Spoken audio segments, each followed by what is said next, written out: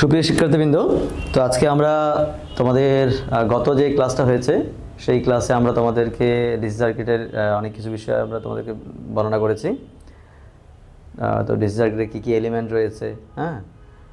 তো আজকে আমরা দেখব ডিসি সার্কিটের তিনটা প্রকারভেদ। সেটা হচ্ছে একটা ডিসি সার্কিটকে তিন ভাগে ভাগ করে। একটা হচ্ছে শ্রেণীবর্তনী অর্থাৎ সিরিজ সার্কিট, প্যারালাল সার্কিট এবং মিক্স সার্কিট, ঠিক আছে।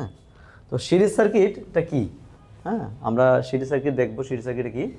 তো সিরিজ সার্কিট হচ্ছে যখন একটা বৈদ্যুতিক বর্তনীতে অসংখ্য রেজিস্টর, ঠিক আছে, যখন তারা একটা প্রথম যে রোধ, প্রথম রোধের শেষ প্রান্ত দ্বিতীয় রোধের প্রথম প্রান্তের সাথে, দ্বিতীয় রোধের শেষ প্রান্ত তৃতীয় রোধের প্রথম প্রান্তের সাথে, এভাবে যখন একটার পর একটা যুক্ত হয়, ঠিক আছে, তখন তাকে কী বলা হয়? শ্রেণীবর্তনী বলা হয়। যেমন এই যে এখানে রোধ R1 আছে, এই R1-এর শেষ প্রান্তটা R2-র প্রথম প্রান্তের সাথে যুক্ত হয়েছে। R1-এর শেষ প্রান্ত R2-র প্রথম প্রান্তের সাথে যুক্ত হয়েছে। আবার R2-র এই R2-র শেষ প্রান্তটা R3-র প্রথম প্রান্তের সাথে যুক্ত হয়েছে। R3-র শেষ প্রান্ত R4-এর প্রথম প্রান্তের সাথে যুক্ত হয়েছে। এভাবে একটার পর একটা যখন সমন্বয়ভাবে চলতে থাকবে এবং তারা যদি কোনো একটা সোর্সের সাথে যুক্ত হয়, ঠিক আছে, তখন তাকে সিরিজ সার্কিট বলা হয়, ঠিক আছে। আচ্ছা, প্যারালাল সার্কিটে কি? সমান্তরাল বর্তনী। তো সমান্তরাল বর্তনী হচ্ছে যখন কোনো বৈদ্যুতিক সার্কিটে সমস্ত রোধের একটা রোধের তো দুটো প্রান্ত থাকে, অর্থাৎ এই একটা রোধ, এই রোধের এটা এ প্রান্ত, এটা বি প্রান্ত। তাহলে এই অসংখ্য রোধ যখন তাদের প্রত্যেকটা রোধের একই প্রান্তগুলো যখন একটা বিন্দুতে মিলিত হবে, সাপোজ ধরলাম এ একটা রোধ, এ একটা রোধ, একটা রোধ, তাহলে এই প্রত্যেকটার রোধের প্রথম মানে সবগুলো যদি একটা বিন্দুতে মিলিত হয়, এই রোধের শেষ প্রান্তটা হচ্ছে একটা বিন্দুতে মিলিত হলো, এবং তারা যদি একটা সোর্সের সাথে যদি যুক্ত হয়, তখন তাকে কী বলা হবে? প্যারালাল সার্কিট বলা হবে, ঠিক আছে। একদম বেসিক, হ্যাঁ, বেসিক আমরা বিষয়গুলো দেখলাম। সিরিজ সার্কিট হচ্ছে একটা প্রথমটা শেষ প্রান্ত দ্বিতীয়টা প্রথম সাথে এইভাবে পরস্পর চলতে থাকবে। আর এটা কি হবে? এটা প্রত্যেকটা রোধের একটা প্রান্ত যখন কমন একটা পয়েন্টে যুক্ত হবে, তখন সেটাকে কী বলা হবে? Parallel circuit. অর্থাৎ প্রত্যেকটা রোধ কী আকার থাকবে? যেমন এটা যদি আমাদের এ পয়েন্ট ধরি, এটাও এ পয়েন্ট, এটাও এ পয়েন্ট, এই রোধের এটাও এ পয়েন্টে আছে, এটাও এ পয়েন্ট আছে। যদি এটা আমি বি পয়েন্ট ধরি, তাহলে এটাও বি পয়েন্ট, এটাও বি পয়েন্ট, এটাও বি পয়েন্ট এবং এটাও বি পয়েন্ট। তাহলে আমরা দেখতে পাচ্ছি AB AB AB AB AB আকারে আছে। তাহলে এই আকারে থাকলে তখন তাকে কী বলা হবে? প্যারালাল সার্কিট বা সমান্তরাল বর্তনী বলা হবে, ঠিক আছে। তাহলে আমরা তিনটা বৈশিষ্ট্য দেখব। তো তিনটা বৈশিষ্ট্য কি? শ্রেণী বর্তনীর ক্ষেত্রে দেখতে পাচ্ছি এখানে বিদ্যুৎটা যখন এদিক দিয়ে প্রবাহিত হয়ে এই পথ ছাড়া অন্য কোনো এই মানে পথে ফিরে আসার অন্য কোনো ওয়ে নেই। তাহলে যদি বিদ্যুৎ প্রবাহের যদি অনলি একটা মাত্র পথ থাকে, তখন সেই বর্তনীকে শ্রেণী বর্তনী বলা হবে। অর্থাৎ বিদ্যুৎ প্রবাহের যদি একটি মাত্র পথ থাকে, তখন তাকে শ্রেণী বর্তনী বলা হবে। অর্থাৎ সেক্ষেত্রে যখন একটি মাত্র পথ থাকবে, তখন প্রত্যেকটা রোধের মধ্যে দিয়ে একই কারেন্ট প্রবাহিত হবে। অর্থাৎ শ্রেণী বর্তনীতে সমস্ত রোধের মধ্যে দিয়ে কারেন্টের পরিমাণ সমান, ঠিক আছে। এটা আমরা একটা বৈশিষ্ট্য, এটা আমরা মনে রাখবো। দ্বিতীয় বৈশিষ্ট্য হচ্ছে সমান্তরাল বর্তনীর ক্ষেত্রে, অর্থাৎ প্যারালাল সার্কিটের ক্ষেত্রে মোট কারেন্টটা বিভক্ত হয়ে কিছু শাখা কারেন্টে বিভক্ত হয়ে যায়, ঠিক আছে।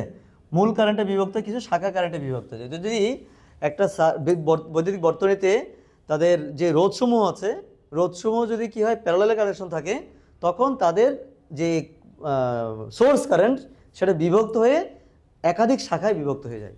এই যে বিভক্ত হয়, এটাকে কী বলে? প্যারালাল সার্কিট বলা হয়, ঠিক আছে। তো সেক্ষেত্রে আমরা কারেন্টটাকে কীভাবে করব? সিরিজ সার্কিটের কারেন্টটা সমান, কিন্তু প্যারালাল সার্কিটের কারেন্টটা ডিভাইড হয়, অর্থাৎ ভাগ হয়ে যায়। সেক্ষেত্রে এই রোধের কারেন্ট যদি I1 হয়, এই রোধের কারেন্ট যদি I2 হয়, এই রোধের কারেন্ট যদি I3 হয়, এই রোধের কারেন্ট যদি I4 হয়, তো সমস্ত কারেন্টের যোগফল সমান মোট কারেন্টের সমান। অর্থাৎ যতগুলো শাখা থাকবে, সমস্ত শাখার কারেন্টের যোগফলটা মোট কারেন্টের সমান হবে, ঠিক আছে।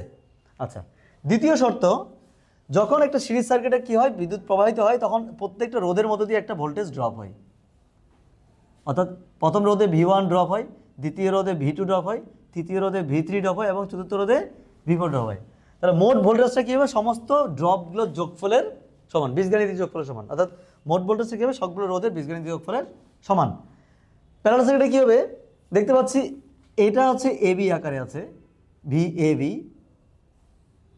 এটাও তো AB, VAB, এই পয়েন্টটা হচ্ছে VAB, এই পয়েন্টটাও VAB, এই পয়েন্টটাও VAB। তাহলে সবগুলো আমরা VAB আকারে পাওয়া যাচ্ছে। সুতরাং আমাদের মোট ভোল্টেজটা কি, সবগুলো ভোল্টেজের সমান, অর্থাৎ প্রত্যেকটা রোধের মধ্যে যে ভোল্টেজ সেটা হচ্ছে মোট ভোল্টেজের সমান। ঠিক আছে? আচ্ছা, আমরা আরেকটা, এই যে যতগুলো রোধ আছে তার রোধের আমরা কীভাবে বের করব, রোধটা কীভাবে বের করবো, তো মোট রোধ বের করার সিস্টেম হচ্ছে সিরিজ সার্কিটের ক্ষেত্রে সমস্ত রোধের যোগফলের সমান, বীজগণিত নর্মালি যে সমস্ত রোধের যদি এটার মান 5 হয়, এটা 5 যোগ 6 যোগ 7 যোগ 8 এইভাবে করে নর্মালি কী করতে হবে, নর্মালি বীজগণিত যোগফলের সমান। কিন্তু এই প্যারালাল সার্কিটের ক্ষেত্রে আমরা 1/R ইকুইভ্যালেন্ট, অর্থাৎ আমাদের আর ইকুইভ্যালেন্টের ব্যস্তানুপাতিক যোগফলের কী হবে, মোট যোগফলটা কী হবে, ব্যস্তানুপাতিক যোগফলের সমান হবে। 1/R ইকুইভ্যালেন্ট সমান 1/R1 plus 1/R2 plus 1/R3, এভাবে করে কী হবে, প্লাস ড্যাশ ড্যাশ। ঠিক আছে? এভাবে হবে। তাহলে আমরা দেখতে পেলাম সিরিজ বর্তনী এবং প্যারালাল বর্তনী। তাহলে এই দুইটার জিনিস যদি আমরা ভালোভাবে বুঝতে পারি তাহলে আমাদের মোটামুটি সব কিছুই কী হবে, আমরা বুঝতে পারবো। ঠিক আছে? এখন আমরা দেখব শ্রেণী বর্তনী এবং সমান্তরাল বর্তনী। আচ্ছা, এখন আমরা মিক্সড সার্কিট, মিক্সড সার্কিট সম্বন্ধে দেখব, মিক্সড সার্কিটে কী হয়।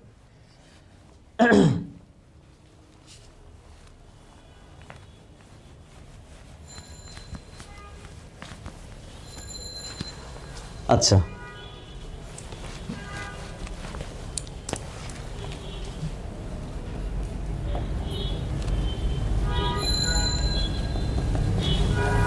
তো মিক্স সার্কিটের ক্ষেত্রে কি হয়, এখানে সিরিজ প্যারালাল যখন মিক্স থাকে, সাপোজ একটা সার্কিট আছে,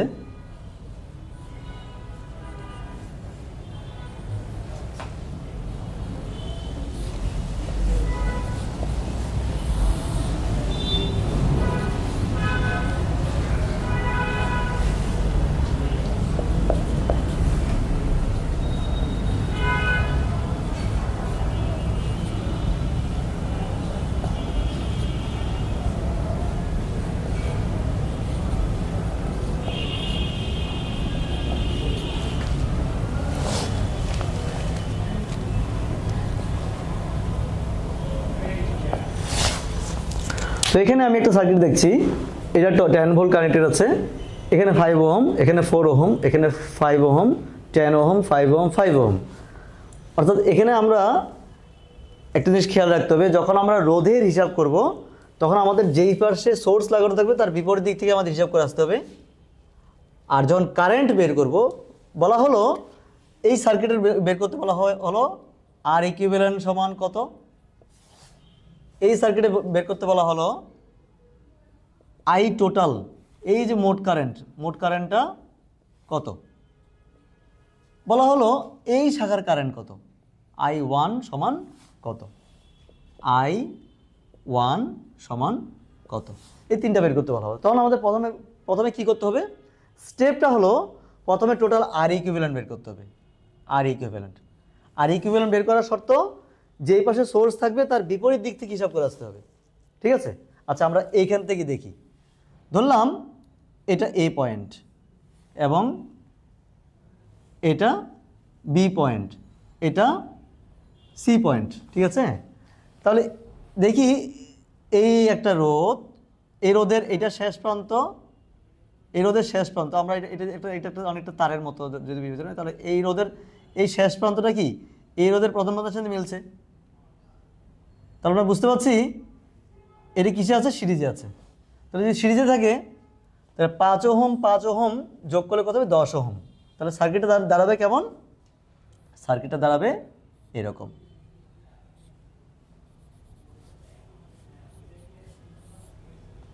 সার্কিটটা দাঁড়াবে এরকম। ঠিক আছে? যেহেতু এটা এ পয়েন্ট, এটা বি পয়েন্ট, সরি এটা বি পয়েন্ট ধরছি, এটা এ পয়েন্ট ধরছি, তাহলে এটা কিসে আছে, বি পয়েন্টে এটা, এবং এই দুটো যোগ করলে কি হবে, একটা হয়ে যাবে। তখন আমরা এটাকে আমরা একটা করে ফেললাম। তাহলে এটা 10 ওহম, এটা 10 ওহম। তাহলে আমরা যদি 10 ওহম 10 ওহমকে প্যারালাল করি, ক্যালকুলেটরে সলভ করি, তখন কি হবে 1/r টোটাল, মানে অর্থাৎ আমাদের এই দুইটা যোগফল আমরা হিসাব করতেছি এখন।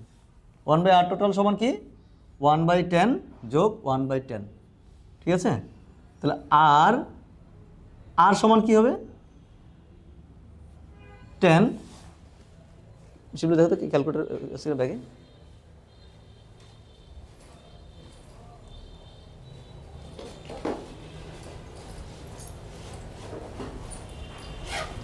আচ্ছা ঠিক আছে, তো আমরা একটা জিনিস খেয়াল রাখবো, যদি একই প্রকার রোধ থাকে, হ্যাঁ, রোধের মান যদি কি হয় একই হয়, তাহলে সেটা 2 দিয়ে ভাগ হয়ে যাবে।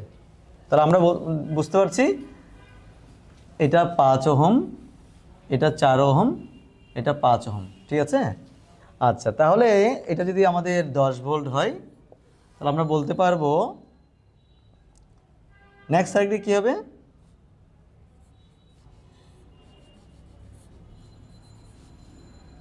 এটা 5, এটা 5 5-এ যোগ 10 10 প্যারালাল করে কি 10 10 প্যারালাল আছে, প্যারালাল করে কি 5 হবে, তাহলে 5, এটা 5 ওহম, এটা 5 ওহম, ঠিক আছে? এটা 4, এটা 4, এটা হচ্ছে 5। দেখতে পাচ্ছি এই 5 এবং এই 4 কিসে আছে, সিরিজে রয়েছে, অর্থাৎ এইটার শেষ প্রান্ত এই রোধের, আমরা এই রোধের শেষ প্রান্তটা এই রোধের প্রথম প্রান্তের সাথে মিলছে, তাহলে এটা এই দুটো কিসে সিরিজে আছে, তাহলে 5 5-এ 10। তাহলে আমরা সার্কিটটা যদি এমনটা হয়, সার্কিট যদি এমন হয়,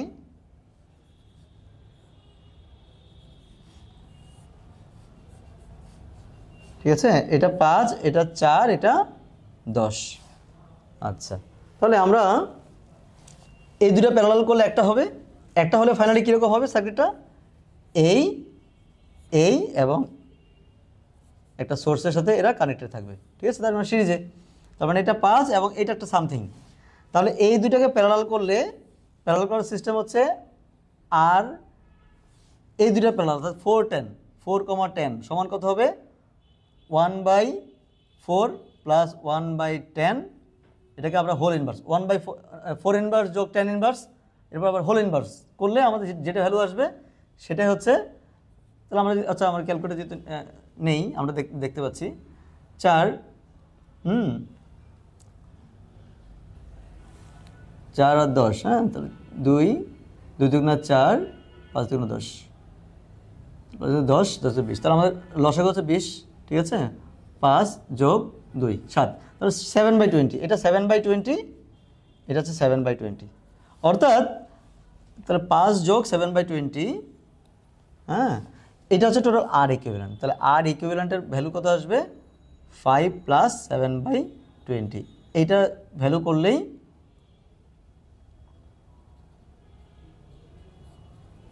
অর্থাৎ 107/20 ওহম হচ্ছে এই সার্কিটের রেজিস্ট্যান্স, অর্থাৎ টোটাল আর ইকুইভ্যালেন্টের ভ্যালু, ঠিক আছে? টোটাল আর ইকুইভ্যালেন্ট সমান এটা হচ্ছে একটা আনসার, বুঝা গেছে?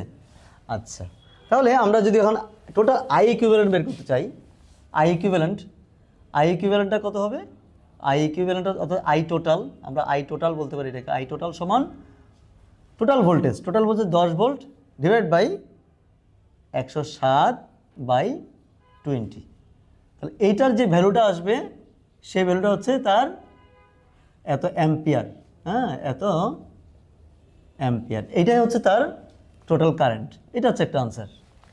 এখন বলা হচ্ছে এই শাখার কারেন্ট। আচ্ছা, তাহলে এইটার জন্য আমাদের একটা সূত্র শিখতে হবে, এটা আমরা পরে শেখাবো, নেক্সট যখন কারেন্ট ডিভাইডার রুল পড়াবো তখন আমরা এই ম্যাথটা আমরা সলভ করে দেবো, ঠিক আছে? জাস্ট এটা আমি বুঝাচ্ছি কীভাবে হবে। আচ্ছা, কারেন্ট ডিভাইডার রুলের আমরা ম্যাথ নেক্সটে আমরা একটা ইয়েতে শেষ করব। তো ঠিক আছে, আজকে তোমাদের এতটুকু থাকবে। নেক্সটে আমরা তোমাদের বিশেষ করে কারেন্ট ডিভাইডার, আমি সূত্রটা দেখিয়ে দিচ্ছি, কারেন্ট ডিভাইডার রুলে আমরা নতুন একটা টপিক পড়াবো। ওকে, আমি সূত্রটা তোমরা লিখে নিতে পারো। কারেন্ট ডিভাইডার রুলটা কীরকম হয়, যখন এই একটা সার্কিট আছে, এই সার্কিট, তাহলে সার্কিটে এটা যদি আমাদের টোটাল ভোল্টেজ হয়, এটা যদি R1 হয়, এটা যদি R2 হয়, R1 মানে এখানে অনেকগুলো শাখা থাকতে পারে, সবগুলো শাখাকে আমরা একটা শাখা বিবেচনা করলাম, এটার মধ্যে দিয়ে I1 কারেন্ট, এটার মধ্যে দিয়ে I2 কারেন্ট যাচ্ছে। তাহলে আমরা বলতে পারি I1 সমান কি, এই শাখার মধ্যে মোট যাবে কতটুকু, তাহলে যদি এটা মোট কারেন্ট হয় I টোটাল, তাহলে I1 সমান মোট কারেন্ট গুণ আমরা যে শাখার কারেন্ট নির্ণয় করছি তার বিপরীত শাখার রেজিস্ট্যান্স, বিপরীত শাখার রেজিস্ট্যান্স, বিপরীত শাখার রেজিস্ট্যান্স ডিভাইড বাই দুই রেজিস্ট্যান্সের যোগফলের সমান।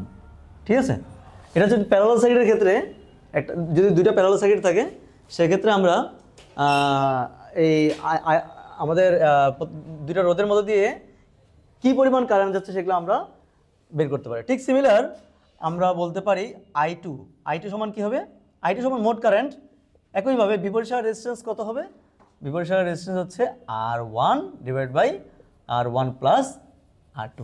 ওকে, তাহলে এইভাবে আমরা কারেন্ট ডিভাইডার রুল দিয়ে দুটি শাখার কারেন্ট নির্ণয় করতে পারি। আচ্ছা, এখন আমরা এখন আমরা ট্রাই করব কি, যদি সিরিজ সার্কিট হয়, যদি সিরিজ সার্কিট হয়, এটা হচ্ছে কারেন্ট ডিভাইডার ল, কারেন্ট ডিভাইডার রুল। তো কারেন্ট ডিভাইডার রুল আমরা এটা দেখলাম। যদি ভোল্টেজ ডিভাইডার রুল বলা হয়, ভোল্টেজ ডিভাইডার রুল,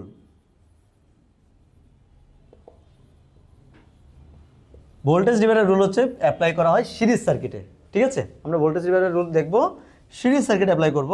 যদি এটা R1, এটা R2, এটা R3 হয়, যদি এটা একটা ভোল্টেজ আমরা সাপ্লাই দিই, তাহলে যদি বলি এই R2-র মধ্যে কতটুকু ভোল্টেজ ড্রপ হবে সেটা বের করার একটা শর্টকাট উপায় হচ্ছে V2 সমান মোট ভোল্টেজ, টোটাল ভোল্টেজ, এটা যদি VT হয় মোট ভোল্টেজ গুণ ওই শাখার রেজিস্ট্যান্স। এটা হচ্ছে বিপরীত শাখার কারেন্ট, সরি এটা বিপরীত শাখার রেজিস্ট্যান্স, কিন্তু এখানে হচ্ছে ওই শাখার রেজিস্ট্যান্স R2 ডিভাইড বাই সব রেজিস্ট্যান্সের যোগফলের সমান R1 plus R2 plus R3। তাহলে তোমাদের নেক্সট টপিকে আমি তোমাদেরকে পয়েন্ট মেথড করাবো, এরপরে কারেন্ট ডিভাইডার রুল দিয়ে ম্যাথ করাবো, এবং current divider voltage divider rule math করাবো, এবং মিক্স সার্কিটে কিছু ম্যাথ করাবো। তো সকলকে অসংখ্য ধন্যবাদ আমাদের সাথে যুক্ত হওয়ার জন্য। ধন্যবাদ সকলকে।